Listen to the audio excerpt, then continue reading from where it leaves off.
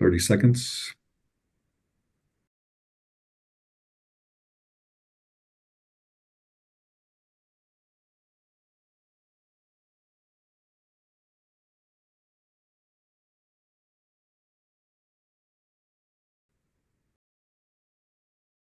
Seconds.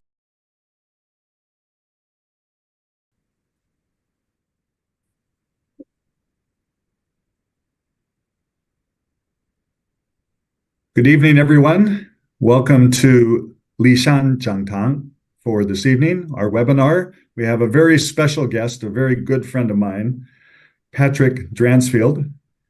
Patrick has a very interesting background and has had the most interesting career. You'll see he's sharing tonight some of his exquisite photos. He's a tremendous photographer, someone with an artistic soul, but with a legal background in terms of marketing, business development, and building of communities in the legal profession. Patrick will be able to explain a little bit more about his background, but I just wanted to underscore one point, and that is that he led a very successful legal profession events business for many, many years, all across Asia, across to the Middle East, and across into other parts of the world, and he may explain more of that. We're very much welcoming him as a new member of our SIPAC team as a senior advisor. He will also explain he has a regular day job, a full-time job, but he uses some of his spare time to assist us and support us. And one thing that we want him to help with is building a community. And so tonight he's going to share some of his thoughts on this. So with that, I'll turn it over to Patrick. Hello, everyone. This picture that you see was taken by me in the summer of 1986. At the time, I was teaching English at Beijing Normal University, that's Beishida. And Professor Yu Dan of Beijing Normal University recently wrote a book, and also it was transmitted on television, I believe, called Confucius from the Heart. You may know Confucius as Kongqiu, and he was born 1551 BC. I have a few quotes to share with you from this excellent book. The first being, if you want to achieve your goal, help others achieve their goal. This is the way of humanity. There are to follow some big themes, which, because of limited time, I will talk about in the broadest of terms. I am happy to go into more detail on any of them during the Q&A. Now, my personal journey has taken me from a small town in northwest England to the United Emirates via Beijing and Hong Kong. If there has been one consistent characteristic regarding my career, it has been curiosity. And thankfully, this is considered to be the most important character trait by C-suite recruiters Egon Zehnder.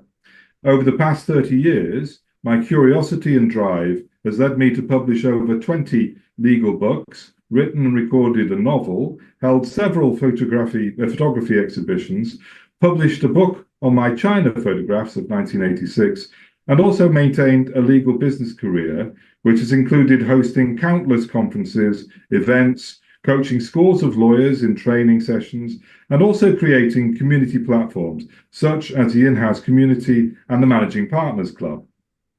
Perhaps tellingly, the current poor standard, in my view, of most Western CEOs, Egon Zehnder forgot to include moral compass or integrity in their criteria. This, to me, is the most important attribute of all, integrity in yourself and hence how you deal with others. The integrity and excellent moral compass of any proposed business partner is of the greatest importance. When asked about what is the important consideration on the path to leadership, a Confucian would answer, benevolence and wisdom. Benevolence is loving people. Wisdom is knowing people. So one goal of SIPAC is to attract and maintain a community of like-minded people whose goal it is to help each other, and by helping each other, help themselves. If you're interested in people and naturally curious, you will be engaged with the world and with your best self throughout your life. At the center of the community are ethical values, and as Albert Einstein said, The fate of mankind hangs on mankind's moral development. Confucius observed that as babies, we're all pretty much the same. But as we progress through life, given we are blessed with a reasonable lifespan, education, those sorts of things, then the difference between one individual's progress and another is largely down to our ethical and moral compass. The late Leighton Christensen made exactly the same point when he observed that some of his contemporaries at Harvard University, including the former CEO of Enron, Kenneth Lay, had ended up in prison despite having the best start in life. I remember in the year 2000, I was attending a Forbes CEO conference in Hong Kong when Jack Welch, CEO of GE, was at his prime, and his book on leadership, From the Gut, was a bestseller. The conference host quoted Jack Welch and then asked the panel, which included former President Bill Clinton, who they considered to be the best leader. Nagavara Murthy, the founder of Infosys, gave an answer that I will never forget. My choice is the current Prime Minister of India, K.R. Narayan, because he cannot sack 10% of the population of India every year if they don't perform. His job is to inspire and lead a whole nation. Now, those that know Mr. Murthy know that he actually founded one of the most successful companies in the world, and in his early life did not come from a very prestigious background, and he also had polio. So an incredible person and a great leader. I hope you will find SIPAC equally inspiring and also find lasting friends, and hence come to feel that you are Tongxue of the SIPAC community. Another quote from Professor Yu's fine book. He stands to benefit who makes friends with three kinds of people: the straight, the trustworthy, and the well-informed. The mentors and members we are bringing to SIPAC will, through their own experience, teach you how best to serve your companies and your fellow partners.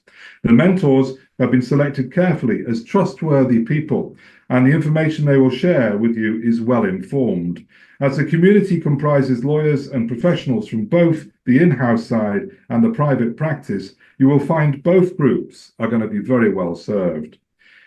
Now, the next aspect that Egon Zehnder say is the character trait of a true leader is insight or vision. And that is what I'd like to talk about now. The vision of SIPAC is to provide a community of professionals engaged in cross-border trade and cross-border deals, which is mutually enriching and mutually rewarding. Selling the vision is the next aspect that you need to have as a leader. And as most of you are lawyers, and in this particular iteration of SIPAC, we're starting with lawyers, you've been actually taught to draft documents, not to sell visions. But if you are to be successful in your career, communication skills are absolutely essential. You will have the opportunity to learn from Peter Connor, who will be speaking at the November annual conference in Shanghai. Peter is especially talented at mentoring in-house lawyers with his T-shaped lawyer program, and I can briefly talk about that in our Q&A session. For the private practice lawyers among you, I have developed a training program especially focused on strategic marketing and effective communication, and it's called The 7 Steps, which I'll briefly talk about later on. Now, the next character set that you need to have if you're going to be a leader is determination and resilience. Some things will not always go your way. Not everyone will share your vision. Some lawyers I have met have not possessed this quality of resilience. One even committed suicide as a consequence. And I think there are many reasons for lawyers' lack of resilience. And one of them is what the great late Chris Agris has dedicated his life to try and work out, and how to teach smart people how to learn. One factor that goes against natural resilience is the fear of failure. Many lawyers I know have excelled at every stage of their careers. You've gone to the right school, you've gone to the right law school, you've found yourself in the right law firm. And further on in your careers, when actually things can take an unexpected turn, that's when things can get rocky. And having a community of like-minded people can definitely help. So that's one of the aspects of SIPAC that I hope will kick in. Another factor, I'm afraid, which is especially common amongst Western lawyers, is hubris or false pride. Lawyers are the only profession that make a distinction between lawyers and non-lawyers. Think about that for a moment. Architects don't talk about non-architects. Economists don't talk about non-architects. But as a professional non-lawyer working in the legal industry, I face this unconscious bias every single day. So, how has any of this that we've got from Egon Zieler shaped my career so far? My background is art history, English literature, philosophy, Chinese politics, history, and anthropology. What can I possibly teach you guys? Well, not about the law, and that's for sure. But let's take the 7 steps and see how the first step, history and economics, has had a bearing on what I've contributed to various companies in my career. So the 7 steps was formulated by me when I joined Sherman & Sterling as their marketing director in Asia in 2000. It is a systematic approach to business development and marketing, which works on the law firm, practice group, and individual lawyer level, and is firmly rooted in macroeconomics and the prevailing business market for legal services, because I think my core discipline really is history. We are living in a fragmented world, and this has had some interesting consequences, including the rise of smaller countries such as Indonesia, Saudi Arabia, Vietnam, and my present home, United Arab Emirates.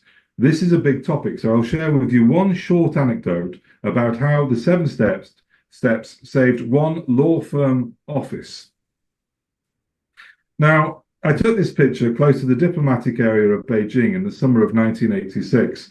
And most of my friends at that time were African, because most of the students in China during the 80s were African. Fast forward to 2006, and Dwayne Wall, the global international managing partner of White & Case, had arranged a call with the three global heads of marketing, which included me. He talked through the various offices that were likely to be closed, and he mentioned on the list Johannesburg, South Africa. I told him that would be a mistake, as I anticipated a great deal of development work from Chinese banks and companies in Africa. Now, remember, this is 1986. There wasn't that type of, this is 2006. There wasn't the spike of African investment from China at that point. Skeptical, he asked me to build the case, which I did based on increasing investment flows. But what clinched the argument was the gaining of China Development Bank as a major client in the Beijing office. And just to reflect a moment on that period of time in 1986 when I was in China, and it really was a historic period. In 1994, the Chinese economy began its exponential growth.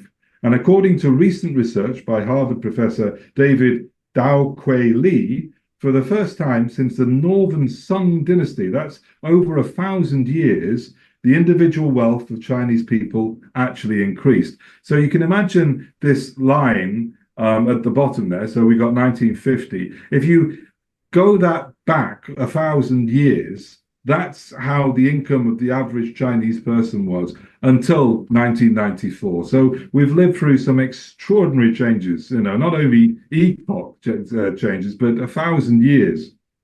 In what other ways have the qualities demonstrated from Egon Zehnder affected my life? There have been a number of firsts in my career.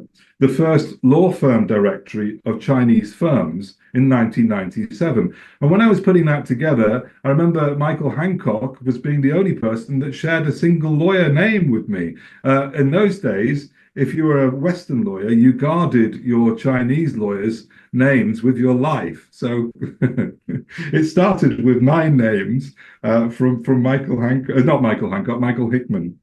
The first Asia Law and Practice IFLR Legal Awards, which got christened the Oscars for law firm practice. And that was the Deals of the Year event in 1998. That was the first that I put together. The Life and Death of a .com in China, a bilingual legal novel in the same kind of basket as Life and Death of a Joint Venture in China, the first investment and legal guide to South Korea, which I published in 1998-99. And that was actually used by Goldman Sachs to make acquisitions in real estate in South Korea. Up to that point, South Korea had been called the Hermit Kingdom, and external investment was not really possible. And also, as Robert very kindly said, I was the creator of the concept, mission, and execution of in-house community. A quick word on the legal publishing industry. It's a little bit of an aside, but I think it's important. I started my career with Haymarket Publishing, which is a retail publisher, meaning it depends on people buying their magazines on newsstands. This is different from business-to-business publishing, and an example of a business-to-business publishing group would be Euromoney Institutional Investor. Haymarket Publishing owns titles such as Classic and Sports Car, Autosport, Campaign, and the oldest motoring magazine, Autocar, which will celebrate its 120th anniversary next year. What I learned at Haymarket was the importance of the division between editorial and sales. You don't sell the reputation of a 120-year magazine to let one car manufacturer fraudulently win an award one particular year. It doesn't make any business sense, not just ethical sense, it just doesn't make business sense. My mentor, the late Chris Brown, the founder of IFLR, had the same principles. So if SIPAC ever does awards or rankings under my and Robert's watch, you can count on them being objective and ethically straight. Now, here's an interesting picture. This is me and Chang Rock Woo, actually in Gangnam, doing the Gangnam style dance. The story of Chang Rock encapsulates all that I've been talking about in terms of character. And to be fair, Chang Rock has faced dilemmas that I've never had to face in my career. Maybe one or two, but his are starkly existential. Yulchon was voted the Financial Times most innovative law firm in South Korea in 2015, and today has over 600 fee earners. The firm started with one lawyer, Mr. Chan Rock Woo. The firm came to be first known as Woo Yong Kang Jong and Han, and I met all the partners when I was putting together the IFLR investment guide to South Korea, and that was around about 1998. South Korean politics and the chaebol are very closely intertwined, so much so that in 1996, Chan Rock Woo was presented by his boss with a stark choice leading to an existential crisis. Either stay with the firm and continue his career, or continue representing his client, but leave the firm. To Woo's everlasting credit, he felt that the client did not deserve being sacrificed on account of his own career. So, without any other alternative, he struck out on his own. When I first met Woo in 1998, during what the South Koreans still call the IMF crisis, he had been joined by Yun, Kang, Jong, and Han. The rest is history. And by the way, I recently met his son, Jae Hwang Woo, at the IPBA in Tokyo, who is now a dispute resolution partner at Yulchon. So you see what I mean about community and integrity. Now I'd like to talk about value. And Li Ming, we're now going to do the poll. And what Li Ming is going to do, I believe on WeChat, is set up a poll where we'll ask you to actually value your own work. And the question will be, the majority of my work, legal work I do for clients, the majority of my legal work that I do for clients is high value, middle value, or low value. And Li Ming will launch this, but you choose one of those. Okay. Whilst he does that, and then we'll come back with the results, I'll carry on and talk a little bit about value. One thing that lawyers do very little thinking about is actually the value of their counsel. That sounds very strange, but put another way, lawyers are surprisingly reticent to think about thinking, which is curious since your combined grey matter is the commodity for sale in a law firm. This has two consequences. Most surprisingly, you underprice the best part of your special power, wise counsel. The wise counsel usually happens in the first 30 minutes of talking to a client, when you're providing advice on, for example, the best strategy towards a litigation or the best way to structure a company for an upcoming acquisition. This type of thinking appears to be spontaneous, but actually is based on your 30 years of legal practice. We call that wise counsel or slow thinking, if you like. There's another type of thinking, let's call that fast thinking, when lawyers provide opinions on everything else outside of their immediate field of expertise, including publishing, retail, marketing, all manner of other stuff. And my experience has been that quite often law firms follow other law firms, which is a terrible thing to do. You should be looking at the macroeconomics, not what your peers are doing. Anyway, we can talk a lot more about that, and can do in the Q&A if you like. So usually this is ill thought through and from the gut. The late Daniel Kleineman had a great deal to say based on a lifetime of collecting data about different types of thinking, and his findings are available to read in a paperback book in any good bookshop. Thinking Fast and Slow, and I recommend you get hold of a copy. It may help you structure the way you approach clients, and it may even make you money. So, perhaps the most important aspect of SIPAC that I hope we can achieve quickly, and I think already has been achieved by the hard work of Robert and his team, is that you're becoming a true learning community. And one intention is to provide you with skills and insights that will help your careers. What happens to most professional careers is that we apply ourselves to things we like and things we think we are good at. To quote another managing consultant guru, Peter Drucker, we think we know what we are good at. We are usually wrong. In the case of a typical legal career, what you're trained to do is draft and review documents. But if, for example, you take a job as an in-house counsel, and if after several years you find that your career has plateaued somewhat, the temptation is to do and double down and do more drafting and do more of the thing that got you to where you were already. But it is by facing the particular monster in the room, be it accountancy, sales, business development, strategy, public presentations, media outreach, all of those things that Peter Connor will talk about, that's where your career will pick up again. Those words of resolution and curiosity again. And so the legal software developer Intap has conducted recent research which indicates that over the past 5 years, client loyalty, that's how often you're going to be retained by a major client, has shriveled from 70% to less than 50%, and is on a downward spiral to 30% over the next 5 years. There are a lot of factors in this. Some is procurement, some is pressure on in-house budgets, some is because in-house counsel are doing these things themselves, but it's pretty stark. This should be a wake-up call to all you in private practice, and it requires you to acquire the attributes of an activator lawyer. And let us be clear on this. These findings are based on data generated by interviewing over 800 partners globally, and then analyzing the character types against actual revenue generation. So there are 5 character types amongst the lawyers that they found. And the one that worked the best was the activator lawyer.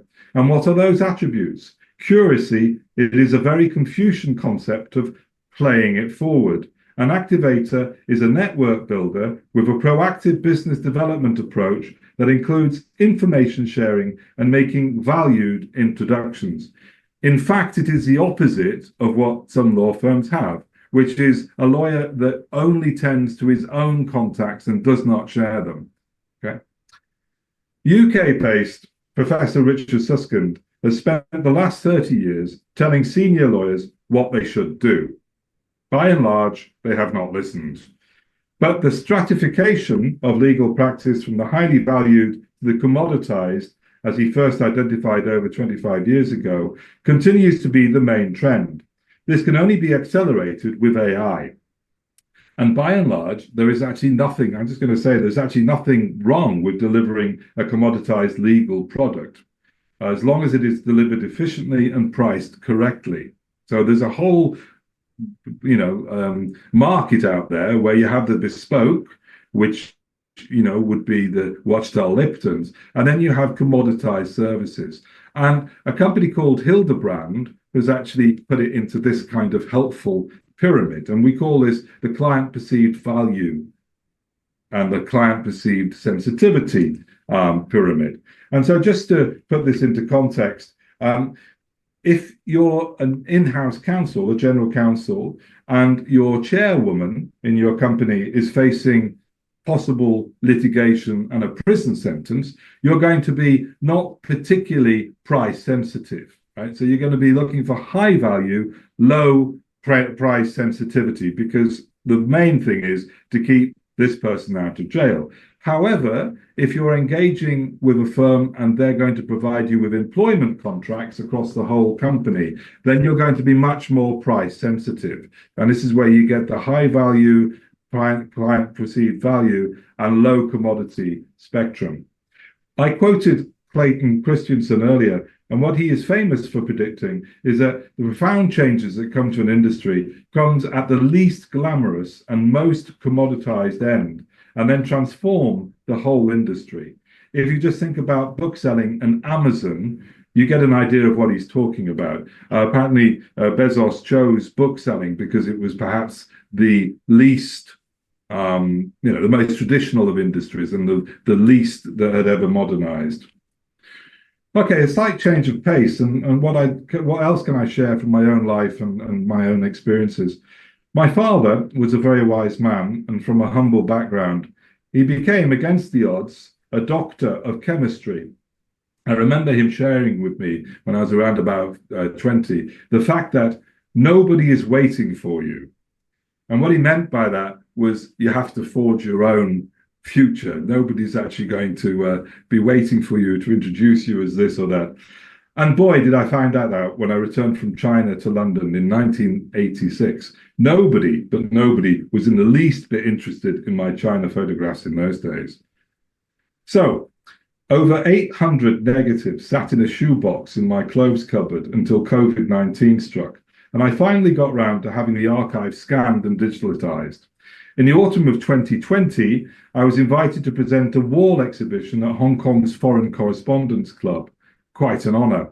There followed a 5-page colour feature in the Financial Times colour magazine, How to Spend It, which was on the 17th of October 2020. Now that collection is respected for what it is, a unique archive into the lost world of China 1986. And I like to think of it as a world without lawyers. Here is the pop-up exhibition hosted by King & Wood Mallesons during the ICCA Conference Week in Hong Kong just last month, and where over 180 people attended. I'd like to think that is what determination and resilience can do for you. And with that, I'd be delighted to take any questions. Well, first of all, thank you, Patrick. We do have the poll results. If you look at your WeChat, our internal group for this, you'll see those results. If you want to take some of or provide some comments based on those poll results first, then we might be able to collect some additional questions as we go forward. Okay, let me see. Perhaps I'm not sure I'm on WeChat, but I'm not sure have you sent them to me, Robert, or? Okay. You're in the group. It's the group for this evening's presentation. Oh, okay. I'm struggling to find it. So perhaps, Lei Ming, can you talk us through those? Just tell us what the results are. I can tell you. All right. Okay. We had 7 responses for high value. We had 11 responses for mid value, and we had 8 responses for low value. So roughly even, sort of a bell shape. More in the middle, but almost equal distribution for high and low.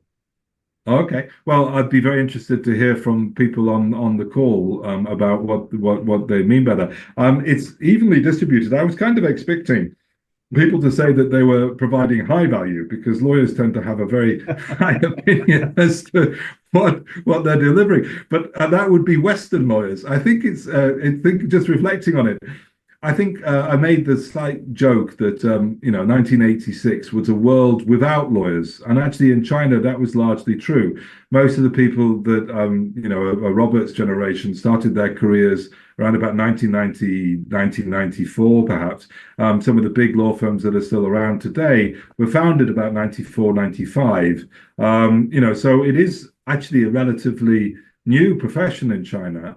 And that's got some good things and some bad things about it. The bad thing is, and I'm sorry if I'm going to ruffle any feathers here, but I think that lawyers are not respected in quite the same way as perhaps they are in New York or other places because it's a relatively new phenomenon. And I mean, Robert will have some views on this as well. So, this happens all the way through the value chain, and we're also recipients of it, where the expectations of turning documents around, the expectation of being available, 24/7, is and then also the shopping around for different lawyers as if perhaps they are commodities, but whatever. This is a very much an aspect that I think is true currently for the China market.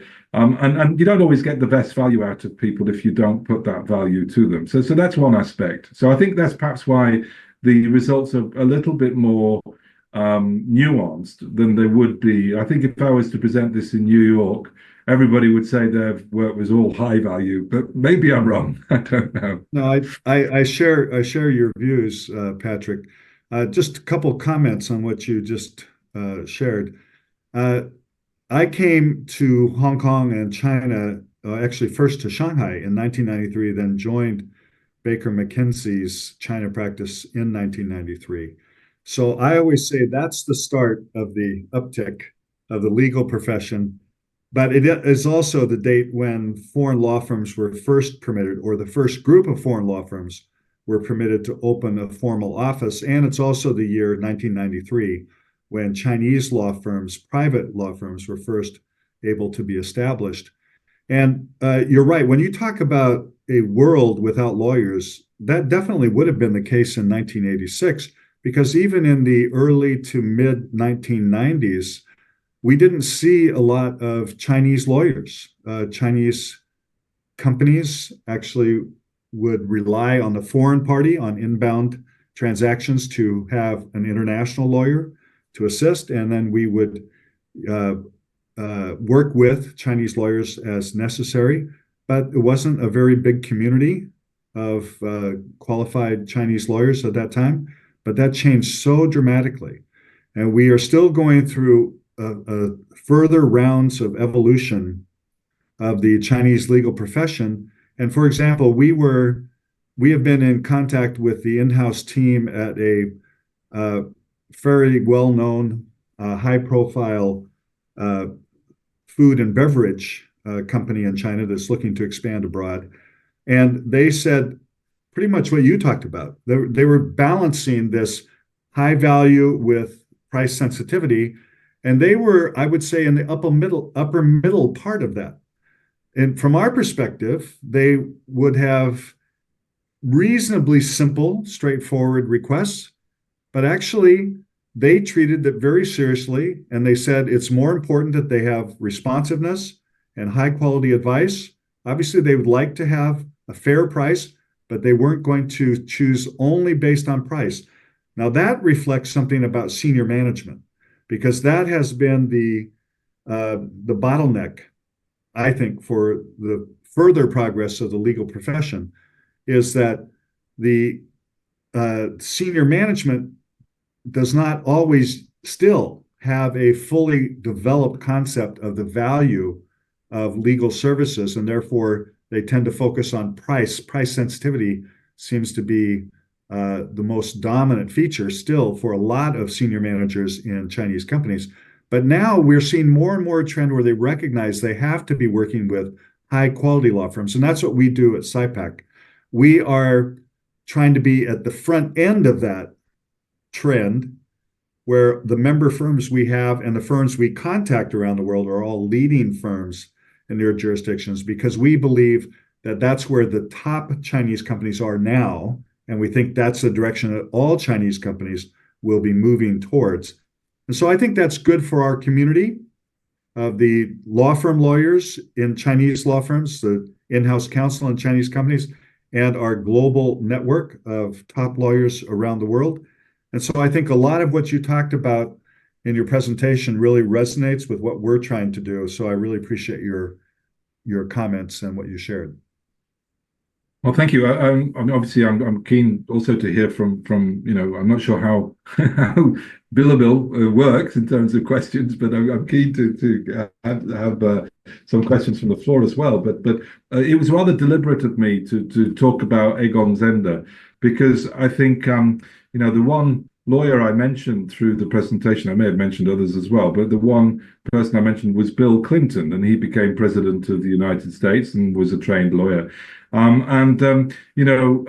Obviously, you can have a lot of satisfaction with a pure legal career, but one hopes that some of the things that Robert is talking about when we're getting to the C-suite, and there's people I know who may be even on this call who are the C-suite people who've gone through this career of 20 years or so and become the not just the general counsel, but the actual runners of these companies. As you guys mature, and we hope we can give you the skills to really achieve the potential that you have, and evidently we know you have. Perhaps that will also help the profession generally, because if you guys are in the C-suite, then you'll know actually how to value legal services properly, and that's something which we'd really love to be able to help. And I think that it's very important for us to underscore once again that through your kind introduction, that Peter Connor will be joining us at our November forum in Shanghai. And we're already starting to send out some of that related information, and more information will be coming. But I was very happy to be introduced to Peter and to talk to him and to invite him to be our keynote speaker, because he talks about being a T-shaped lawyer. And I was very interested to read about where that concept comes from. Being T-shaped means that you're not just in a vertical, but you also have some horizontal coverage as well. That means we have to know the legal part, which is our vertical, but we also have to know more about the business, which is the horizontal piece. And when we did our survey last year, in conjunction with Harvard Law School, we also received a few hundred responses, as I recall. And most of the in-house lawyers wanted to understand better how to communicate or demonstrate effectively their value add to the senior management of the company. But outside lawyers have to do the same. And I know that one of the frustrations that many of my friends in top law firms around the world have expressed to me is that they want Chinese management to recognize that lawyers around the world are also key business advisors about how to do deals. That's something we talk about in our platform all the time. So I really think that having Peter come, he's not just going to give a keynote address, but he's going to actually lead some interactive workshops so that we can talk about what are the skills and how to develop these skills. So the other thing I wanted to comment on is that you started off your list of, I think it's 7 steps or 7 characteristics. It's 7 steps, I believe. Is that right? 7 steps, yeah. You start off with macroeconomic understanding, that overview. And it's interesting now, as lawyers, we have to all be aware of compliance-related issues.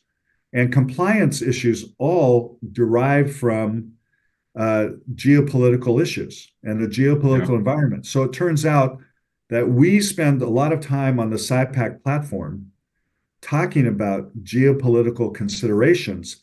And next month, we're hosting a very unique training program, 3 days in person in Hangzhou. And we've invited leading lawyers from around the world who are going to come and lead training on compliance related issues. This is very unique because even though there are many very highly qualified and experienced Chinese lawyers who have some experience and exposure to some of these international legal issues, we're bringing the international experts to come to China so that there can be direct communication. So we invite everyone who, if you haven't been paying attention to this program, which we have coming up next month, we hope that you will, because that will help you understand the geopolitical environment. And when we talk about 涉外律师 or lawyers in China doing cross-border work, we're all talking about helping clients, or if you're in-house, helping your company 出海, to go abroad, go overseas, and you must understand the geopolitical environment. So we think this is all very important. And then coming back to this community aspect, actually, we just launched very, very recently, I think just in the last week, we launched our first ever package of content and services and 权益, it's a 权益包 for China-based members of SIPAC. So again, if you haven't already seen the information we have about this, we invite you to contact us. We'll give you more information, because what we've done is we've included a whole ecosystem of content, etc., so that you can be part of our community in a more formalized way, but also the price is purely cost cover for two main events, next month and in November. So we think this is something where we want to create community by building personal connections. And we do that by having our foreign experts come to China, where you can come and meet them, interact with them, develop a relationship with them, either in a small scale event or in our big event in November. And that's where you have competitive advantage as well. When you can say to your clients that not only do you know a law firm in a particular country, but you've actually met them. That's very valuable. That's where you have more trust in that partner law firm, but the client also has more trust in you. So we see this as an ecosystem, a community, and a very important platform. And obviously, I think everyone who's attending our presentation, our webinar tonight, already knows our vision, but we like to repeat it. And we're very happy to have Patrick be involved as well. So Patrick, we do not have any other specific questions that have come through, but I think that I'm very happy to have you share some concluding thoughts, or you can actually engage with me in some additional dialogue at any points you wish to further emphasize. No, absolutely. So actually, to talk about Peter, but in a slightly interesting context, I mentioned a guy called Peter Drucker, who, is somebody I've read quite a lot of, and I consider to be a mentor, even though he's passed away. Peter Drucker turned up on the scene around about the 80s and kind of invented management consultancy in the right way. Okay. And he talked about the fact that all of this profession of corporations is actually a relatively new phenomenon. I mean, we can go back to the East India Company, and before that, the Dutch East India Company. But actually, companies that we're now thinking about, their histories maybe 80 years or something like that, maybe 100. And a lot of it is military based. I mean, the way that organizations are organized, there are blueprints. And so therefore, I think the Chinese members here have, to some degree, an advantage in a certain way, because there's a lot of knowledge out there, but it's actually been relatively recently found. And it's putting Peter Drucker into a particular context here, because he traced this history of corporations to about 1945, 1946. So that's not that long ago, right? When people really began to think about how companies should be structured, how they should perform.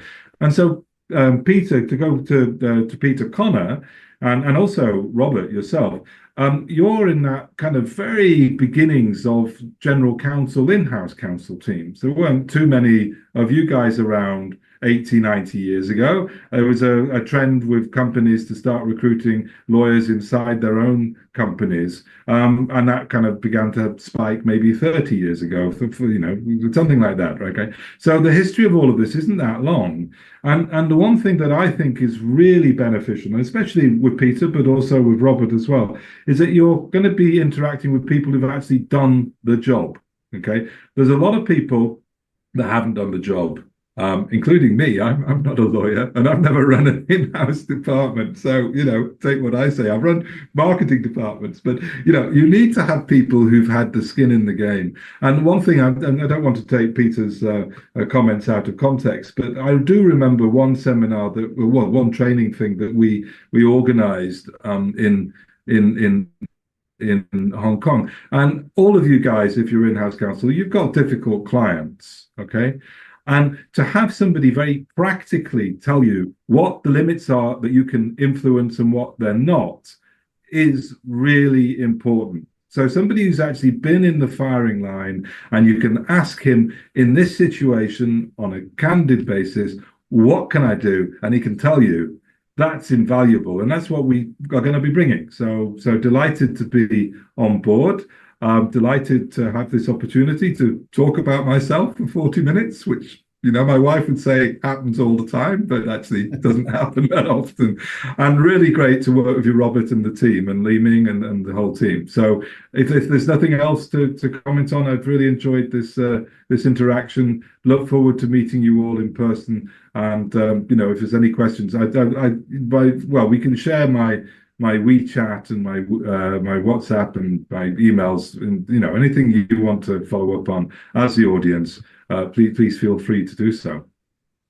Well, thank you very much. And I'll just conclude with one further comment, and that is the value of having Peter come is that he has been not only done the work, but he's also done the thinking, as you were saying.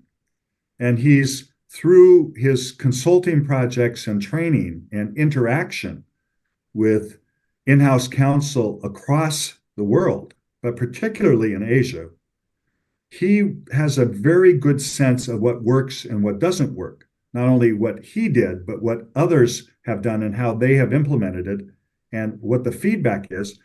Now, usually I'm a little bit suspicious of foreign experts when they come to China, that they don't really understand the Chinese context.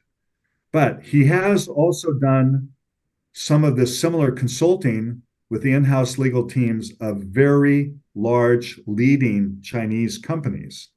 And so he has that experience of getting that type of feedback.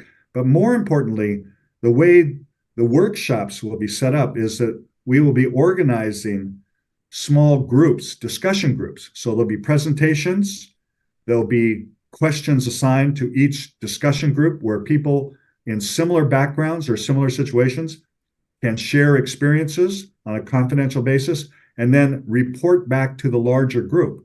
So this will be something where everyone who attends will be able to provide the context. And what I have found is that Chinese lawyers are very, very quick to understand concepts that may come from a Western environment, but then translate them into Chinese, not the language, but to convert them into something they can use in this environment. So, for example, I have heard presentations by Harvard Law School professors on law firm management and in-house law department management. And sometimes I have been concerned that they were talking about things that apply to people in the US, North America, Western Europe, other similar environments where the legal profession is already very highly regarded, and they are more in the advanced stages of the development of the legal profession. But actually, what I found is that all of the friends that I have who've attended these programs have all benefited greatly because they knew how to take that concept and adapt it and apply it to the Chinese context. So I think what we're going to be able to do in November is we're going to be able to do that in real time, but you're going to be able to do that with others. So if you're a law firm lawyer, we'll have many of the law firm lawyers in a group together so they can talk about how these principles apply in a law firm setting. But then we'll organize by SOEs or by major private companies or MNCs or startups. We might try to organize people with groups of others who are in similar situations, or we may have a cross section. We'll decide how to do that. But you can see that you will have an opportunity to actually participate actively in a confidential setting in order to figure out how to apply these principles in a China context. So we hope that more of you will be interested and you'll look forward to additional information about this. So with that, we'll conclude. I'll thank Patrick again. I'm very delighted that he's joining us as a senior advisor. And he's, as you can tell, a person of extraordinary experience, but also extraordinary connections in the legal profession, which I think will very much benefit our SIPAC community. And with that, we'll say good night. Thank you and see you next time. Good night. Good night.